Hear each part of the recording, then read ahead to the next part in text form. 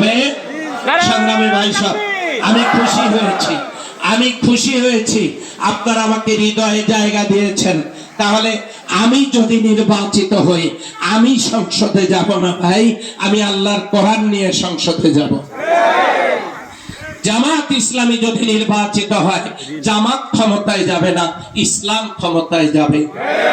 আল্লাহর সূর্যের আলো যেমন সবাই সমানভাবে পাই, আল্লাহর দেওয়া ইসলাম থেকে হিন্দু মুসলিম সবাই আমরা একটা সুখের রাষ্ট্রে বসবাস করতে পারবো।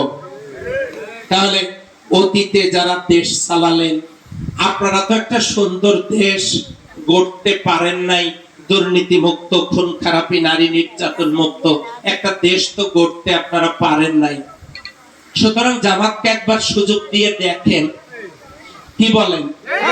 একবার সুযোগ দিয়ে দেখেন। জামাত যদি না পারে, আপনারা পরে চেঞ্জ করবেন, অসুবিধা নাই।